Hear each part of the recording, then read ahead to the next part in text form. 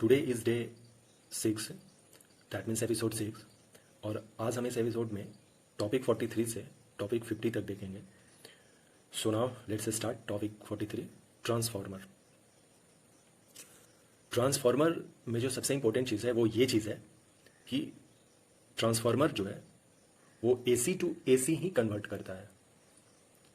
Okay और दो तरीके से ये कन्वर्ट करता है। First is low voltage AC into high voltage और high voltage to low voltage, यानी कि हाई को लो और लो को हाई में ये करता है। ओके सो ट्रांसफार्मर किससे रिलेटेड है हमें ये जानना है, AC करंट, अल्टरनेटिंग करंट से है। Next, electromagnetic induction. ये जो कॉन्सेप्ट है इलेक्ट्रोमैग्नेटिक इंडक्शन का वो ट्रांसफार्मर के लिए बेस्ड है। क्वेश्चंस इस तरह से पूछे जाते हैं ट्रांसफार्मर में, 2 या 3 टाइप के क्वेश्चन आते हैं जनरली। पहला कि वो AC टू DC कन्वर्ट करता है या DC टू AC कन्वर्ट करता है, तो ये नहीं है। ये AC टू AC कन्वर्ट करता है, वो हाई भी हो सकता है और लो भी हो सकता है। और ये जो इसका प्रिंसिपल है वो इलेक्ट्रोमैग्नेटिक इंडक्शन पर बेस्ड है।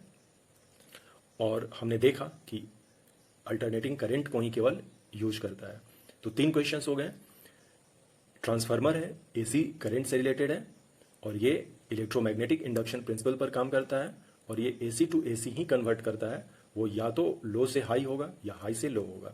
सो topic 43 is transformer. Topic 44, AC dynamo. और इसी डायनेमो को जनरेटर भी कहते हैं। Convert mechanical energy into electrical energy और based on electromagnetic induction. Dynamo भी जो है वो भी इलेक्ट्रोमैग्नेटिक इंडक्शन पर ही बेस्ड है और ये लेकिन जो है mechanical energy to electrical energy convert करता है। Topic 45, electric motor.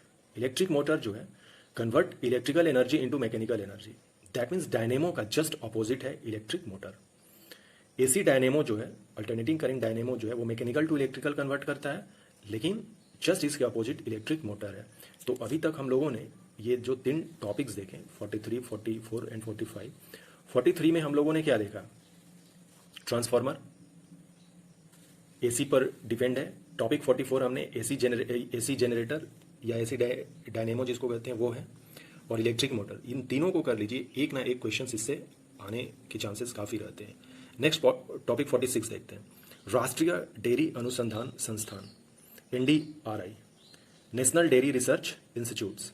National dairy research institute Karnal में है, इसका स्थित है, और केंद्रीय बकरी अनुसंधान संस्थान मथुरा में है। तो ये 2 टॉपिक्स हैं, संस्थान से भी रिलेटेड क्वेश्चंस कभी कभी पूछते हैं। तो NDRI करनाल में है और केंद्रीय बकरी अनुसंधान संस्थान मथुरा में है। सो ये 46 टॉपिक है। नेक्स्ट टॉपिक 47 देखते हैं, important boundaries. Important boundary line में 2 कंट्री के बीच में जो लाइन होती है उनको हम बाउंड्री लाइन कहते हैं। जैसे Durand line, Durand line Pakistan and Afghanistan और अफगानिस्तान एंड इंडिया के बीच में है। आज हम जानते हैं कि जो अपना इंडिया है वो कश्मीर का कुछ पोर्शन जो है वो POK कहलाता है, यानी कि पाक ऑक्युपाइड कश्मीर। तो उसी पाक ऑक्युपाइड कश्मीर में जो अपना बाउंड्री लाइन जो है वो अफगानिस्तान से भी लगता है लगभग 80 किलोमीटर के आसपास। तो वो जो 80 किलोमीटर है बाउंड्री लाइन वो डूरंड लाइन कहलाता है। Majorly Durand line Pakistan and Afghanistan को लेकर आज है। 49th parallel USA and Canada, McMahon, India and Tibet, that means China. जो तिब्बत एक ऑटोनोमस रीजन है जो चाइना ने इलीगली ऑक्युपाइड कर रखा है। 38 parallel north and south Korea, red Cliff, India and Pakistan and India and Bangladesh. क्योंकि रेड क्लिफ जब बना था तो रेड क्लिफ में इंडिया पाकिस्तान, आज का जो बांग्लादेश है उस समय ईस्ट पाकिस्तान था। तो आज भी जो बाउंड्री है अपना बांग्लादेश के साथ वो रेड क्लिफ के ही द्वारा है। तो ये दोनों कंट्री से रिलेटेड है रेड क्लिफ, ये ध्यान में रखेंगे। India and Pakistan, India and Bangladesh.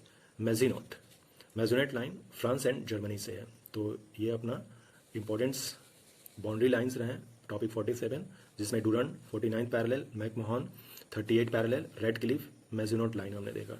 Topic 48, Akbar के कुछ महत्वपूर्ण कार्य देख लेते हैं। मुगल एम्पायर के बारे में जो डिटेल्स लेक्चर है वो आपको देखने चाहिए, जिससे कि आपको काफ़ी कुछ क्लियर होगा। क्योंकि यहाँ पर हम लोग रिविजन कर रहे हैं तो मोस्ट ऑफ ऑल हम लोग एक टॉपिक देख रहे हैं, तो उसी टॉपिक में अकबर के कुछ महत्वपूर्ण कार्य हैं। ये क्वेश्चंस बार बार पूछे जाते हैं।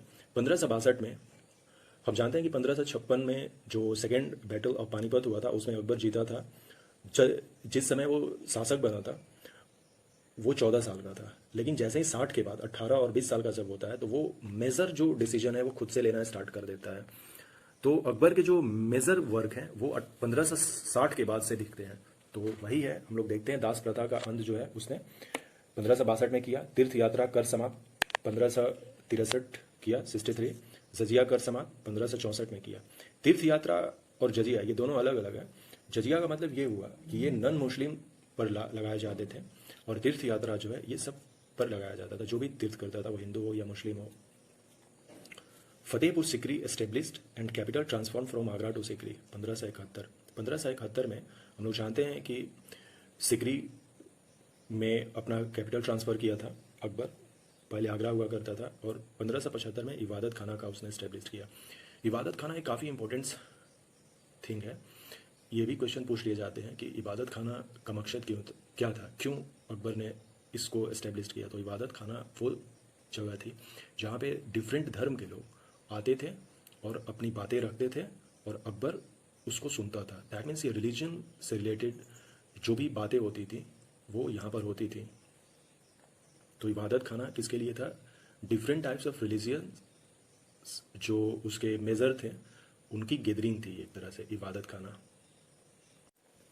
नेक्स्ट टॉपिक 49 देखते हैं। कुछ फैमिन कमीशंस देखते हैं। दैट मीन्स कुछ अकाल के लिए जो कमीशंस बैठी थी। हम जानते हैं कि भारत में कई बार मेजर अकाल पड़ी हुई है, तो उसी में से हम देखते हैं कुछ मेजर्स अकाल पर जो कमीशंस बनी थी उनका टाइमलाइन। ये क्वेश्चंस बार बार रिपीटेड होते हैं, तो देखते हैं फैमिन कमीशंस।